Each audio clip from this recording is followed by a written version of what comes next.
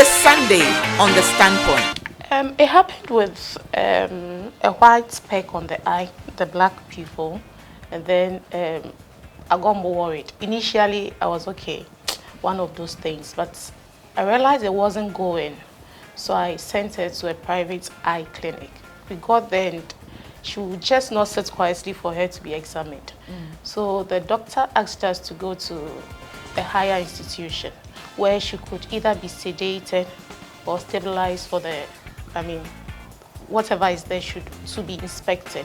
So we got there, because our turn to be attended to, we just entered the consulting room. The consultant was like, please stand there. And then just like opposite. And then she was like, madam, what do you do? And I was like, I'm a public health officer. Okay, so you should go and start packing and go to Kolebu. And I'm like, how? How?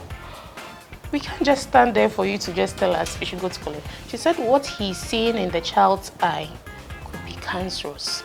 It sometimes can get depressing, but you have to power through and see the bigger picture, because most of the kids, when they come in early, they can be treated. So you just have to see beyond the sickness when they are very sick, and just take your,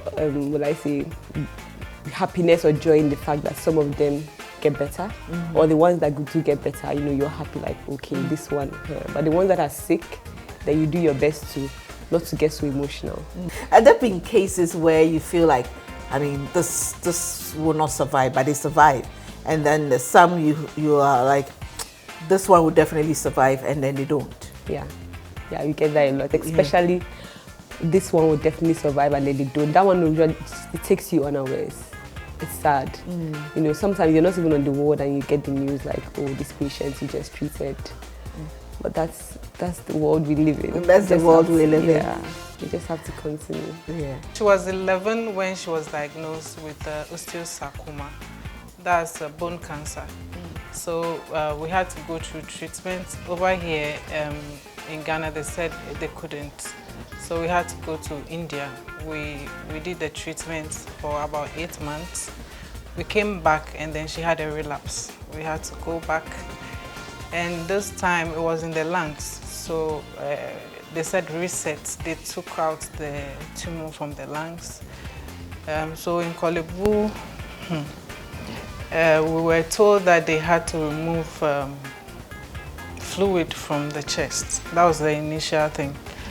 And then, because it was an emergency, they immediately put the tube at the back, and then they started draining, and then they continued running tests, only to realize that the tumor had overtaken the lungs. And so we were told to go home and just wait.